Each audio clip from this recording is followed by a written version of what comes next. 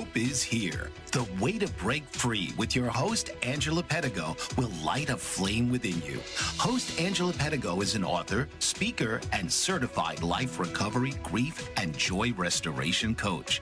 Angela uses her own life experiences to help you navigate and guide you to success. She also has developed tools that incorporate her faith and her drive to overcome any obstacle in life. So please welcome the host of The Way to Break Free, Angela Pedigo. Welcome, everybody, to The Way to Break Free. I'm your host, Angie Pedigo. I'm so glad you could join us today.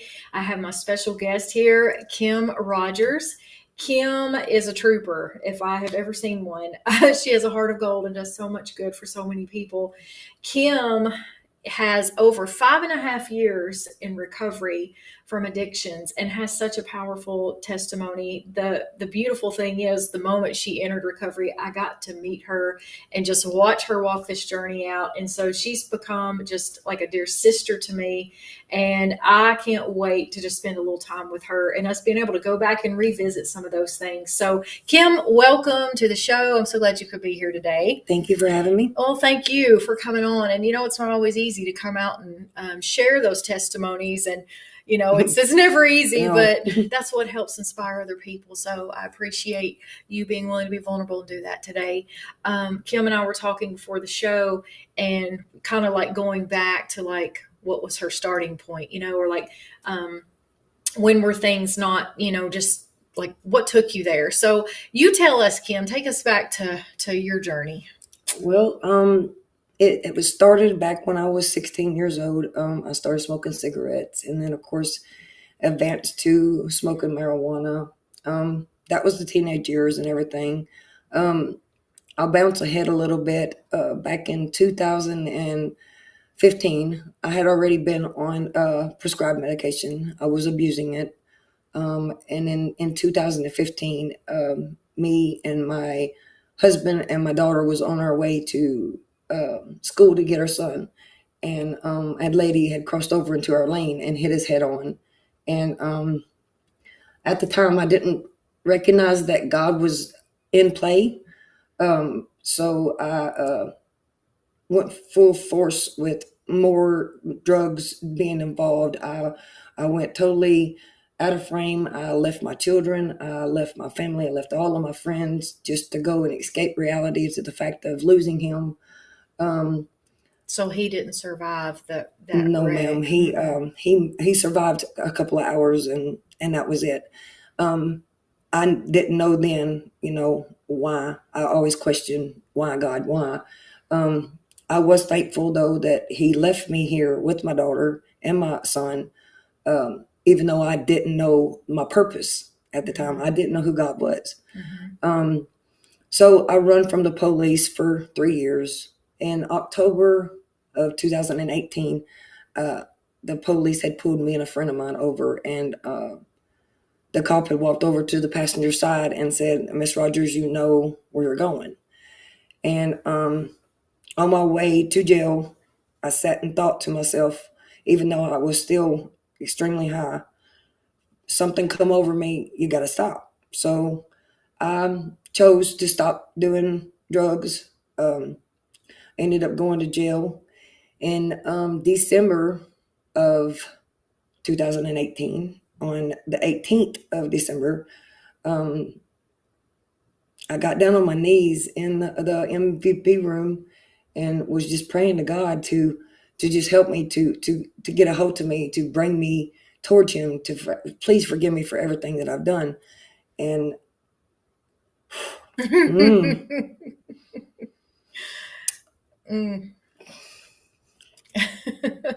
Sorry. No, you're fine. You're totally fine. When God gets a hold of us. That man, there's no one on earth that can give you more of a warm embrace than that man does. You really get on your hands and knees and ask that man for your forgiveness. And it's different with everybody, but with me, it was the warmest embrace. I've never felt a hug like that before in my life. I knew then that something was different. something definitely had came over me. So I went back to the pod screaming, just screaming, blurting, y'all, look, God just saved me. You just don't understand what it's like. You got to get in there. And I try to get the people to go into the classes and, just get out the pod for a while to just go there, because you never know. God can save you anywhere. Yes. You just got to ask for him. Yeah. In January, no, I take that back. Yes, it was January the 27th. A little bit of drugs come through jail, and the devil got a hold of me, and I was still new with God, but of course that was me still learning. Yes. But he got a hold of me, and I done it again. And then the very next day I got sent to rehab, which was Romans 828 Ministries in Westmoreland, Tennessee. I got accepted into there. The judge was about not going to let me go simply because I had still 3 days left on my misdemeanor. And he's like, no, you got to go lay down. Well, I screamed at the nurse, and I was like, no, you got to go talk to him. I need to go with Miss Tammy. Well, one thing turned into it. I ended up leaving that day. I got to Romans. It was a year-long program. It was probably one of the best years I've ever spent in my life. I learned things in there that I didn't know about myself. I learned to love myself. I learned to know that if I can't love myself, then who can I love? I stayed in there for a year. Got a little trouble, but not too bad. But things went on, and then slowly every day I would witness God and the things that he would do for me or one of the other ladies, or just to hear something good that happened on the streets or anything like that. What'd that do for you to hear that kind of stuff? Give me cold chills, and it made me think, okay, it's possible, and it's just, there's so many people in the world that does not know God, and I feel for them. I do pray for them because he's coming back, and I know where I'm going. But leading back to when my old man passed away, I was confused as to why didn't God take me instead of him? But today, being 5 years sober, I realized the reason I'm here is to help people. And I love to help people. You as a witness, you know this. Yes. Miss Angie's been a big part of my journey. She had mentioned to me in the home when I was in rehab how she would never leave me. And she stuck with that. She hasn't left me. I've always got her to count on if I ever need a shoulder to cry on or anything like that. Miss Angie has me. But grief is a hard thing to deal with while you're sober. But you got to have it in your mindset that there's a reason why God takes who they do. And even though your main question is why, we shouldn't question it, but we do. But that's just part of being that way. Yeah. Since my old man, and since I graduated rehab, and I've stayed with Waymakers, and I've stayed in the program and everything, I've had a lot of people pass on me. You have had your share of loss, yes, for sure. Ma'am, I sure have. I've had some really, really close friends die from an addiction, and I have to say probably the worst two griefs that I've lost recently would be my grandson 1 week and my mother the next. Yeah. And it never crossed my mind to go back and get high, though, because I know what God's doing. I know he's perfect at everything he does, and I know there's a reason that he does what he does, and that we're not all here. We're only here for a little time, We've got an expiration date. We don't know that. But dealing with grief's been hard, but like I said, never once have I thought about it's not going to do nothing. It's not going to do no good to go get high, because when you get unhigh, the pain's still there. So pray to God, walk with him, and look for him. He's there, what I'm saying? It's just the small things. It's the small things that bless me more than the big things. You know what I'm saying? Like today when I was at work yesterday and this morning, and I just kept telling myself, I ain't doing this. I ain't doing this. I ain't doing this. And then it hit me. No, yeah, I'm doing this, because that was the devil telling me, no, you're not going to do that. But once again, my God is bigger. Yes. When that man saved my soul, things were different. You know, things were better. I don't know, I can't explain it, but to have that feeling and to know that where I'm going, and to know that I got that man by my side along with all my other people, you know, in recovery or in the church home or anything like that, you know, I know, and like I said, the little small things that he does for people and for me, that's where it's at to me, you know, just the small. I think a lot of times people have the misconception that they can't come to God until they get their act cleaned up. And no, that's where he wants to come in there and help walk us through that. Ma'am. He wants to carry us out of those trenches, not for us to walk out of them alone or we'll stay in them longer. He can help us get out quicker. Is that kind of what you experienced? Oh, yeah. You know, just letting him in early on in the game and but you know, to finally let him in, yeah, and to understand what he does and how he works and everything, then your mind kind of overpowers, because then that puts you in the thinking mode of it's the devil. You know, the devil's telling you no, which the devil wants what he can't have. We know that, you know, and here God is on my team, you know, supporting me, you know, running me on. God is good, y'all. That's all I can say. God is good. He is amazing. He is. You have so many different layers to your journey. And we could sit and, you know, peel back each one. We wouldn't have enough time in the day to do that. But there's something in your story for everybody. Whether it's teens who are, maybe it's in peer pressure, you know, starting the smoking, that, you know, whatever leads them to it, or maybe it's their conditions, you know, is in a way of escape or is in a way of fitting in, or whether it's that, or whether it's losing a spouse, or whether it's losing a lot of family members. Like, you've lost a lot of family members and friends, and you have so much circling around that. You have how you dealt with grief in ways that weren't healthy for you. You've learned how to deal with grief in ways that are healthy for you.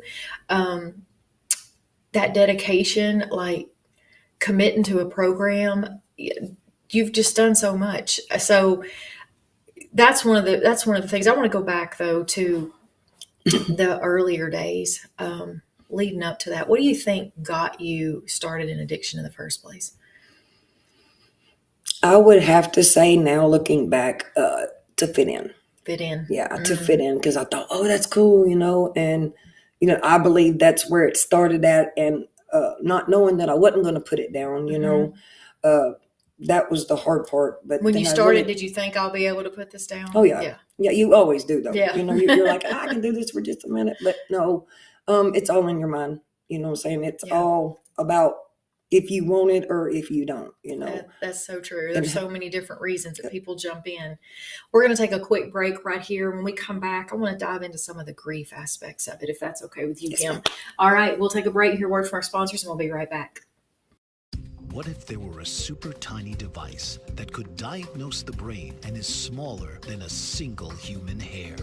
What if you could see inside the brain to help an epilepsy patient during surgery, or to help the fight against Parkinson's disease? Dr. Patricia Broderick is proud to announce the Broderick Probe, a biomedical and electronic breakthrough. Imagine a probe to help with the understanding and potential cure of brain-related diseases. To learn more, listen live to the Easy Sense radio show with host Dr. Broderick, Wednesdays 7 p.m. Eastern on the Bold Brave Media Network and TuneIn Radio. And to help support the Broderick Foundation, please go to EasySense.com and learn how, with your help, we can fight these horrific brain disorders. That's EasySense.com to learn more and help support the Broderick Foundation. Author, radio show host, and coach John M. Hawkins reveals strategies to help gain perspective, build confidence, find clarity, achieve goals. John M. Hawkins' new book, Coached to Greatness, Unlock Your Full Potential with Limitless Growth, published by iUniverse.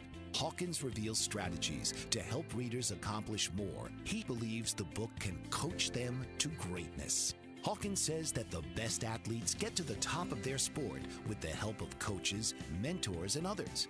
He shares guidance that helps readers reflect on what motivates them, rediscover and assess their core values, philosophies, and competencies, find settings that allow them to be the most productive, and track their progress towards accomplishing goals. Listen to John Hawkins' My Strategy, Saturdays, 1 p.m. Eastern on the BBM Global Network and TuneIn Radio. Welcome back. Before the break, we were about to dive into we talked about why teens kind of get different reasons, why teens get plugged into drugs as a different means. There's all kinds of reasons. But I want to carry that forward a little bit. Let's go into, that grieving space. Mm-hmm. So after all that happened with your husband passing and that sort of thing, what do you feel like was the thing that took you like to diving into using further as a coping mechanism? Because that was all you knew at the time, maybe you didn't have that relationship with God yet, right? That came afterwards when you went to jail. So what do you think the missing component was there? Oh, God most definitely was the missing component. Like I said, I was already in addiction mm-hmm. with prescribed medications, mm-hmm. and it was getting rough to come up with the money to buy them. Yeah. It was getting kind of rough as to waking up in the mornings thinking, what am I going to do to get the next high or mm-hmm. anything like that? So, and then now it's more like, what's it going to do? It's going to cover it for a minute, but then it's going to come right back unless you continue to do so, to get high. And that's what I had done. I had traded one for another. Yeah. So that's when I went back out on like the harder stuff. Mm-hmm. But I was trying to escape the fact of losing my husband, because I didn't want to think about it, because mm-hmm. it was rough, mm-hmm. it was super rough. It still is to this day. I won't lie. Mm-hmm. I relive it a lot, but now though, I know why God does what he does, mm-hmm. He does it for a reason. We can't question it. Mm-hmm. But that, I don't know. I just wanted to escape reality. How did you get to that point? Like from going from asking why to making peace with, I know you're in control. I don't need why anymore. When did you realize you didn't need an answer for why anymore? When I realized that death is a part of life, mm-hmm. That it's something that we all go through, and it's nothing we can stop. That's that man's control, not ours, And like you've said, and I've said, I've lost a lot of people, mm-hmm. a lot of friends from addiction. And of course, I've lost my mom, my sister, my grandson, my brother since I've been sober. Mm-hmm. And it's sad. It is. Yes. But at the same time, I know where they are and I know where I'm going. Mm-hmm. So, that kind of eases it up for me a little bit, knowing that one day I will see them again. Mm-hmm. But that's what I lean on the most, mm-hmm. knowing where I'm going and knowing that I'll get to see them, again. Yeah. Death is definitely a part of life. And, it's the inevitable, mm-hmm. It's going to happen at some point. But I'm just so grateful that you got all this recovery time under your belt and mm-hmm. you were able to build a relationship with Jesus and just heal a lot of things, or come into acceptance with a lot of things before all these other deaths happened. Yeah. Can you imagine if you had tried to go through this and still didn't have him? If I had been in addiction when I lost my mom and my grandson, which was just last year, mm-hmm. I'd probably been in the ground already, or even in the penitentiary mm-hmm. somewhere, or even strung out even worse. Mm-hmm. I know for a fact, as hard as I was on that, I would have most definitely, been in jail or in the penitentiary or something. Yeah, because you and your mom are super close. Yes. That grief is a thing that, a grief coach some too, but grief can take years and years to process if you don't process it healthily. It's just going to stay there until we actually do deal with it. So if anybody's out there listening today and you're dealing with grief, I strongly encourage you to reach out, whether it's to a grief support group, therapy, counseling, whatever, coaching, your church groups, to be able to talk about it, talking about it helps to get some of that out. Was it easy for you to talk about the things that you were feeling when you were stuck in that phase of like, why God? No, I would avoid that. Yeah. Just because I didn't want to talk about it. I was high and I was not in the mood to want to talk about it. Mm-hmm. But then once my mom passed and my grandson passed and everybody, was like, why? Me knowing I would be able to let them, kind of comfort them a little bit, mm-hmm. to let them know, hey, look, this is what we got to look at. This is what we got to focus on. Don't focus on her being gone. Focus on the memories I had with her when she was here. Positivity, mm-hmm. To keep them from not being so down and you never know when somebody wants to hear that. You get a complete stranger could be in a bad mood and you could just smile at them, mm-hmm. Because positivity goes a long ways with me. It does. I don't like it, negativity. And in addiction, it would have been backwards. Did you ever think you would be helping other people navigate the thing that was to a point? I knew I'd be helping people, but as far as this, no. But I like it. You do. Yes, ma'am. You're such a giver, but not just of like giving people little things to brighten their day and positivity. Mm-hmm. You just give your time, you give your effort, attention, your hard work. Kim's the one I call. If I need something, Kim's going to come and help. So you can always count on her. Yes. Very dependable. So that's really good stuff. Let's go into the jail stay. Okay. Now, girl, I cannot walk into that jail. Of course, we go up there every week, but I cannot walk into that NPR room and not look over there and see your spot on the floor where you shared with me, where Jesus himself met you on that floor. Yep. Tell me what that was like. Take us to that. Take us to that moment. In the jail where I'm from, they have some churches that come and visit with some of the inmates. It's your choice if you want to go or if you don't. I wanted to go simply to get out the pod to begin with. Yeah. But once I got in there, no, we going back. And but we could only go every other week because of the other pod, because they wouldn't let us come together, And I will always be excited, about it. Well, when I went in there on December the 18th of 2018, I will never forget it. It was at 7:34 p.m. in the evening. I see the spot now in the MVP room where, I took Miss Angie there. She knows where it's at, but that's okay. I mean, that's the best thing I got out of jail. Yeah. Not only that, but God and the judge allowing me to go and do the year-long program. Yeah. You think 365 days is long, and it is, but if it's for a good reason, it's even better. Yeah. I tell parents this a lot of times who are struggling with, trying to always be that cushion for that soft place to land, for trying to protect their kids, and we got to keep them out of jail if they're in addiction or whatever. But sometimes there's a lot worse things in jail. Oh yeah. And sometimes jail is the very best place somebody can land, because Jesus shows up in the jail. I mean, he just does. He does. I said, I wish I had a roll of red tape that I could go put red crosses everywhere that somebody said, he met me right there. Yep. He met me right here. He saved my soul right there.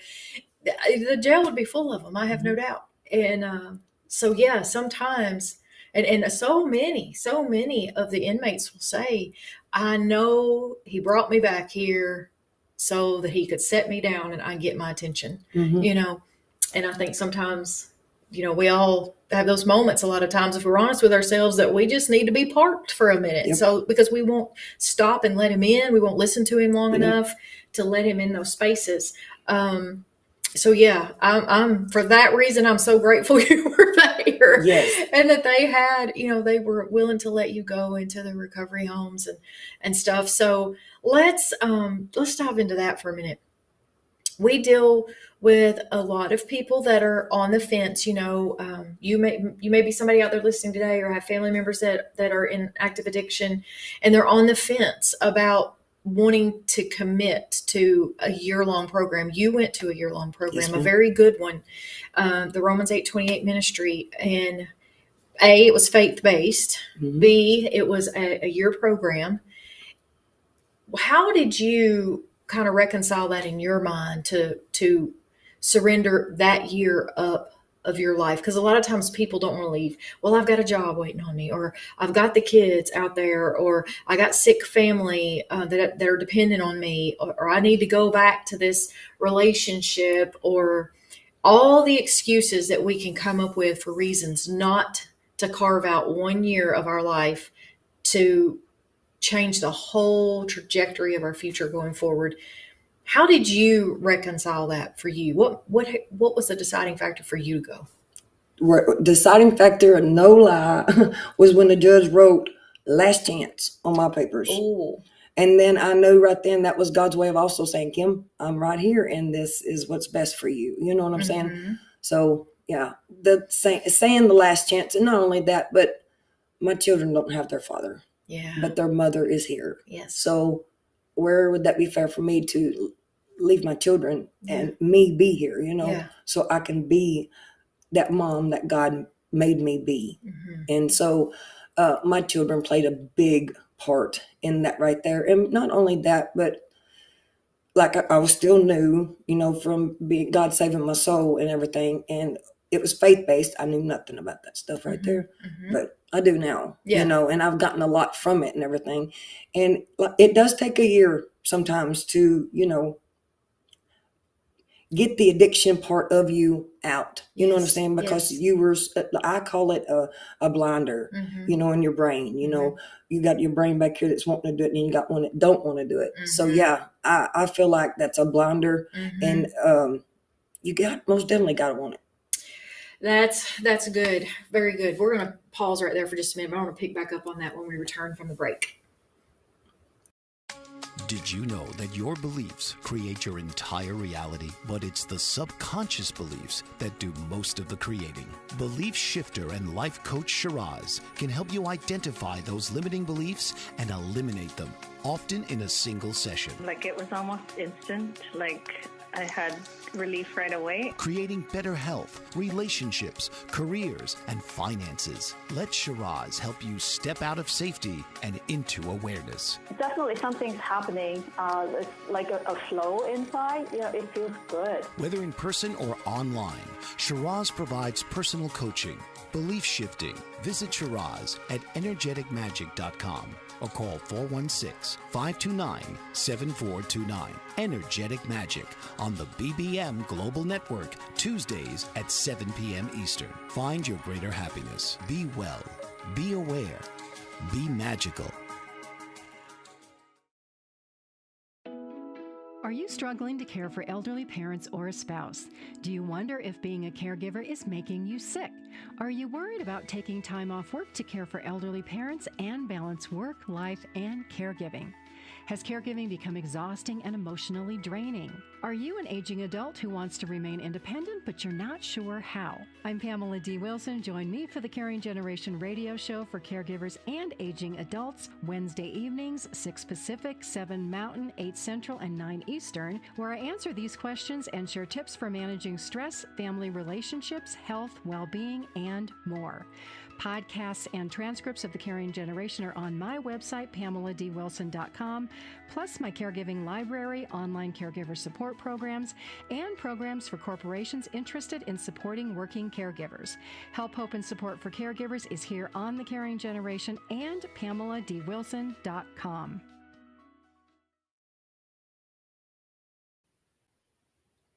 Kim, before the break, we had been talking about you making that choice, that commitment to go to a year-long program. Of course, there's all kinds of programs. There's some people go detox for a few days. They go for, up to 28 days. There might be a 6 months, 9 months, 3 months. There are all kinds of programs out there, 18 months. You committed to 12. Do you ever regret carving out that year of your life? No, ma'am. Do you feel like you lost anything because you carved out that year of your life? I lost people who I thought were my friends, to only find out later that they wasn't, Yeah. But other than that, no. Kind of chiseled away some things from you that you needed to be gone, maybe. So let's go. What was it like? Because I know a lot of times, sometimes people go places they don't know anybody, and sometimes they go places that they do know people. What was it like for you when they picked you up from that jail and you walked through the doors of the rehab for the first time? Okay, so I have to tell this. When the nurse had gotten a hold of Miss Tammy and I had asked her, they talked with the judge and everything, and Miss Tammy had came back. That beautiful lady is a race car driver. So I actually got to ride in a really nice car, but then after she got on it just a little bit, I thought, so we're going back to jail, but we didn't. We made it to the rehab. I was a little nervous, just because that was fixing to be my home for a year, and it was new to me, and I wasn't familiar with nothing that was fitting to happen, But I get there, and I wish I could walk back in the home right now and feel what I felt that day, and that was the presence of God. I felt as soon as I walked in, it was just there's the other warm embrace, But this time the warm embrace was bigger because of the people who were there. And I'd also like to share that on October 18th, when God saved my soul, was also the day they opened Romans 8:28 Ministries, So I share a lot with them. I really do. There's a couple of ladies that was in the home that we share a sobriety date together. But throughout my year stay there, I witnessed ladies coming in. I witnessed different addictions coming into the home. Different people a couple people from Kentucky had came, and I got to watch them stay, or some of them just give up and they couldn't do it or didn't want to do it, might I say. But I got to witness a few people getting saved. I did get to witness that. We got to go to church, which was pretty cool because they didn't even know us from Adam and welcomed us in, just like we were family, That was a super cool part. Being able to help each individual girl, because I was the fifth one in the home. So being able to welcome each different lady into the home was pretty interesting as well, because like I said, there's different addictions that everyone had. And you just assume that you go to a home like that, they're all on drug addictions or drinking addiction. No, there's more addictions than just that. And you can go to rehab for more than just drug or alcohol addiction. It was definitely a cool experience. A good experience, and more so simply because I know God was playing a part in it. It's like a breadcrumb trail for you. It seems to be able to recognize that man is amazing, and like I said, like before, the small things, it means more to me than the big things, So I gotta ask, what was it like? It couldn't always be easy. No. Living in a house with how many people were there on average most of the time? While I was there, I believe we had a total of 21 girls. So yeah, well, that's that's a whole lot of attitude in one house. But you could feel a vibe. If somebody was mad or upset with somebody else, you could feel that vibe in there, and everything. And then usually when that would happen, I'd be like, go to myself. I'd get in my Bible. We would have to do our soaps, and that kind of took me off of that vibe. And then I would do what I had to do, and then I'd walk back in there, and it was like the Bible was gone, But it's all on how you want it. If you want to be able to disregard the negativity, then you got to find your own way of bringing out the positivity in it. And then my way was to just go do my soaps. That would keep me more focused on that than it would worrying about what's going on with the other girls. But it was an experience. So you had mentioned earlier about how hard addiction had become, financially. How do I get my next high? And, waking up and feeling, when the high wears off, feeling all the pain again, and and now you are in this place where you're witnessing also, you've witnessed how it can be tough in jail. You've witnessed how it can be tough in recovery home. Did the recovery home, was it, even though some days it probably felt like this is unbearable, sometimes, but was it ever as unbearable as the streets were? Oh no, I would do it all over again. Not even having an addiction, I would do it, just because I feel like it's good for you. It's good for anybody, I know a lot of people are in denial and be like, I ain't got no addiction. But if they would just sit down long enough to really play in their mind what they're doing, they would realize that you do have one. And don't be ashamed of it. Exactly. Don't be ashamed of it. If it wasn't for my past, I wouldn't be where I'm at today. Yes. You know, and yes, I've done bad, but, you know, God made me how he wanted me. And then it don't matter what no one else thinks of me. You know what I'm saying? But it was, God's good is all I'm going to say again. That's all I can say. But, so taking that year out, of course, you know, you've been sober now for 5.5 years. What all have you gained back? My relationship with my children, who basically gave up on me, you know, because I had tried to quit twice before, and it never, the people, you know, you have to change your people for sure. Just came back around, you know, but to repair that relationship with my children, I got to repair a relationship with my mother. My mother got to see me sober. Yes. And she would tell me, I'm so proud of you. I'm so proud of you. Oh. So, you know, and I know God's the one that done that. You know, he's the one that restored it for me. I've gained people that are real friends and family, you know, instead of the ones, the acquaintances, I guess you could say. I've gained a lot of those, even new ones, or even the ones in addiction with me are now in recovery with me. So, you know, that makes it easier, just because they know what I'm going through, because, you know, we shared that addiction, you know, and now to see them clean and happy and achieving things and working all the time, you know, just to keep themselves in that mode, you know, it's amazing. And I can't thank God enough for that right there, you know, because I know it's all him that's doing it, you know. I'm just here to walk it out, I guess you could say, for God. Yes. Yeah. So going through the program, what was one of the biggest highlights for you Hmm. in the program? The biggest highlights for me, that's hard. One thing would be that I accomplished my year. I was thinking your graduation day. Yeah, I actually, you know, accomplished that right there.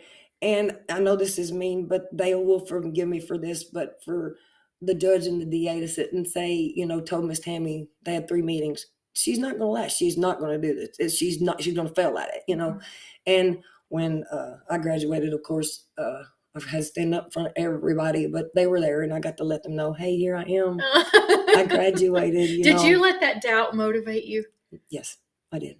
Yeah. I really, really did. You know, because when I was high, I didn't care. Yeah. But once once God stepped into my life, and then I'm like, yeah, I'm going to prove you wrong. You know, like the devil this morning. No, you don't want to do this. You know what? My God's bigger. Let me show you. So I'm going to do it like this. So yeah. Yeah, most definitely. Yeah. You've definitely become a spiritual warrior, a Oh, yeah. fighter for sure. Oh, and yes. you stand in the gap for many people. Mhm. You do. You Mhm. pour so much life in other people. So when you got out of the home, what was life like for you at first? Well, the first 6 months I hibernated. I was scared to return to my hometown, where all of it was about. It scared me. It was really, really scary. But then 6 months into it, I was thinking to myself, you know, I can't let my past get me down like that. I can't do my hometown that way. You know what I'm saying? So that's when I come back to Lafayette. But I was strong, and I still am. But there for a minute, I tried to help a friend of mine get off drugs after I got out of the home and everything. And she moved into the house with me, and maybe 2 or 3 days got into it, and I found out she was doing it, you know, doing the drugs at my home. And I just wanted to test myself, you know. And so I walk outside, and there they are, you know, doing their thing, and I'm thinking, no, I don't want that, and I don't want you to have that here neither. I said, I love you to death, but I'm going to have to love you from a distance. You're going to have to go. I can't. I'm here to help you, and you're not wanting to help yourself, so I'm defeating the purpose here.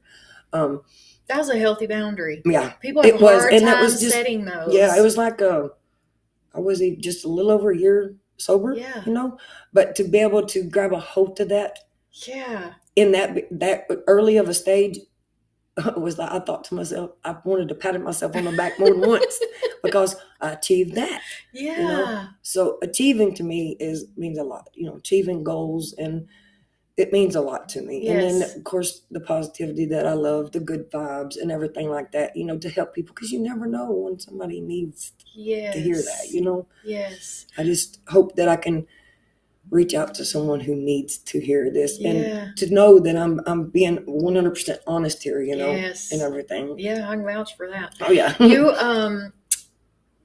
how did you work out of that hibernation mode, out of the fear of like coming around people again, you know? Well, I had gotten permission from my probation officer that I could leave state and go to a friend of mine's house in Alabama, you know, just to get away. Well, the whole time while I was up there and everything, and I was like, when I get back, I've got to go.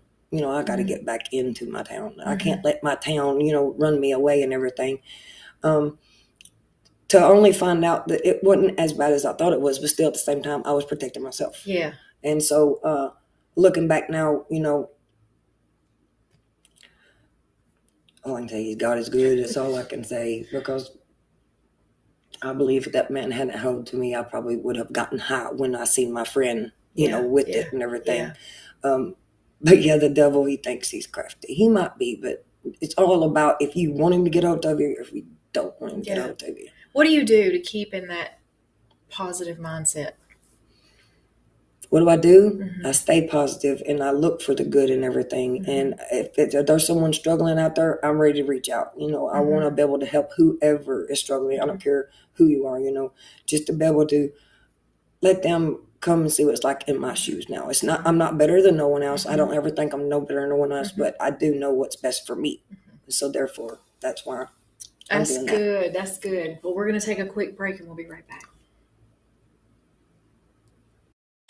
Did you know that your beliefs create your entire reality? But it's the subconscious beliefs that do most of the creating. Belief shifter and life coach Shiraz can help you identify those limiting beliefs and eliminate them, often in a single session. Like it was almost instant, like I had relief right away. Creating better health, relationships, careers, and finances. Let Shiraz help you step out of safety and into awareness. Definitely something's happening. It's like a flow inside. You know, it feels good. Whether in person or online, Shiraz provides personal coaching, belief shifting. Visit Shiraz at energeticmagic.com or call 416-529-7429. Energetic Magic on the BBM Global Network, Tuesdays at 7 p.m. Eastern. Find your greater happiness. Be well.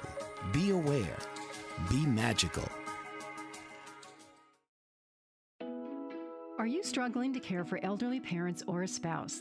Do you wonder if being a caregiver is making you sick? Are you worried about taking time off work to care for elderly parents and balance work, life, and caregiving? Has caregiving become exhausting and emotionally draining?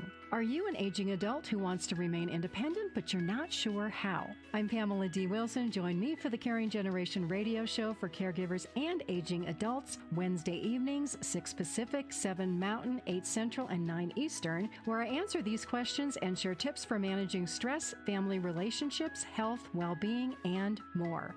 Podcasts and transcripts of The Caring Generation are on my website, PamelaDWilson.com, plus my caregiving library, online caregiver support programs, and programs for corporations interested in supporting working caregivers. Help, hope, and support for caregivers is here on The Caring Generation and PamelaDWilson.com.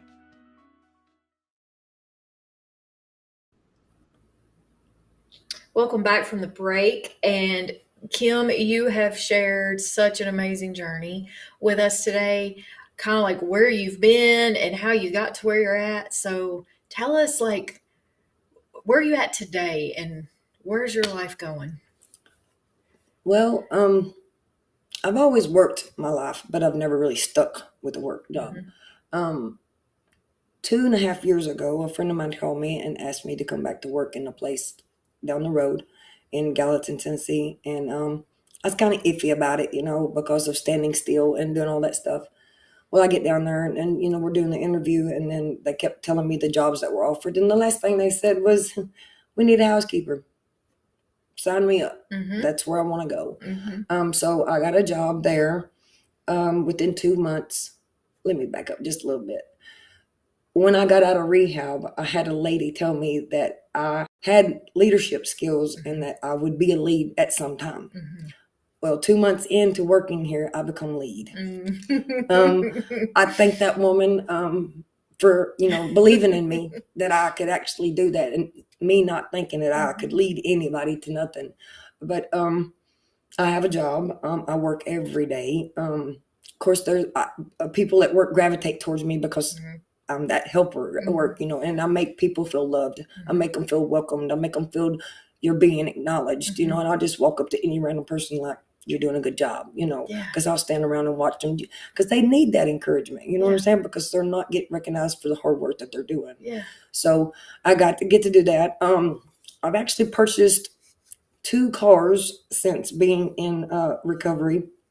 That's a little different, but it's okay, and it's the little things sometimes we take for granted that are really big things. Yeah. It's amazing where God's got me today. And I know it's him and me in this, you know what I'm saying? That I know he's got me and he's going to be there for me and he's going to help me with my children. That right there bond that was the best bond that he could ever repaired for me, because they gave up on me, and now they see it. And I can tell to this day, I tell them, I'm sorry, Mom, don't worry about it. It's in the past. You're doing amazing now. So that, to hear my kids say that, you have to be there, but they do honestly do love me. They know that I'm in this for the long haul. They know I'm not going back down that road. That was such a dark road, and there's people still that are in addiction that they just need to hear it from someone who's been there, to know that it's possible. Yeah. But I'm hoping, that of course, better opportunity jobs is going to look up for me. And then I'm sure there's a better car out there. I just don't know where it's at. I got to pay these 2 off first. But I've gained a lot of friendship. Like I said, I've repaired my relationship with my family and everything, and it's been an amazing journey considering where I started from. Yeah, and it's been, on the up. It has its downsides, but at the end of the day, God's got me, and I know He's there, and I do also know that just because I want it right there, I know now you have to wait for it. It's on His time.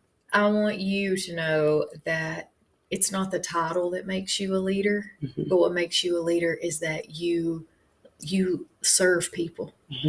Jesus was a servant leader. He served people, and he tells us the last shall be first and first shall be last. But you are a leader. I'm just sitting there envisioning you at work and pouring positivity and pouring, affirmations and encouragement and kindness into the people around you that is changing an environment for them.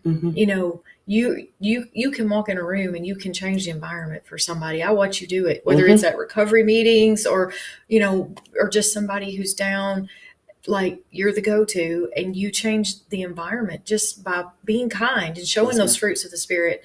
And that's what makes you a leader, is because you serve other people. Yes, ma'am. And Kim, I'm just so grateful to know you. I'm so grateful for you to be part of my family, I'm just really grateful for this interview today, for sure. What would you leave listeners with? I would leave listeners with, it's all about your people, your places, your things. I know you may be afraid to part from them, but it's probably what's best. If you feel like they're doing wrong, if you want to change your life, it's you that's got to do it. It's, you got to have that want to. I believe Reba McEntire wrote a song about that.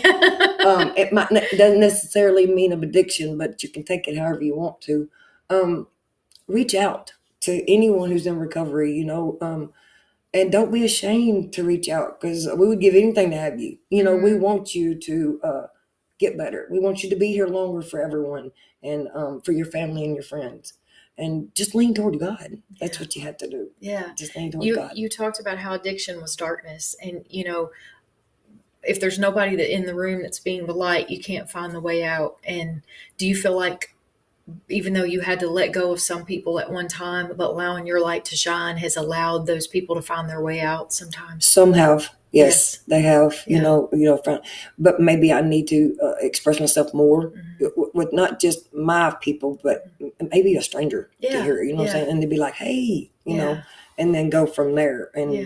they just spread the word. Well, girl, you definitely found your purpose in all this. You Yes, said ma'am. you didn't know your purpose before, and now you do, and Yes, you I walk do. it out every day, and Yes, ma'am. faithfully you do that. Yeah. So, Kim, thank you for being on the show Thank you today. for having It me has again. been so wonderful. Thank you guys for listening. Spread the word. Spread her story of hope, because you never know whose page it's going to cross. So I want to thank you guys for tuning in today. Thank you for watching Bold Brave TV and The Way to Break Free, and we'll see you next week. This has been The Way to Break Free with your host, Angela Pedigo. The one thing Angela attributes her personal victories to is her relationship with God and her deep faith. Tune in each week and hear stories and testimonies of people in personal and professional trenches and how they overcome them with their own faith in God. The Way to Break Free has something for everyone, everywhere. Right here, Wednesdays, noon Eastern on the Bold Brave TV network.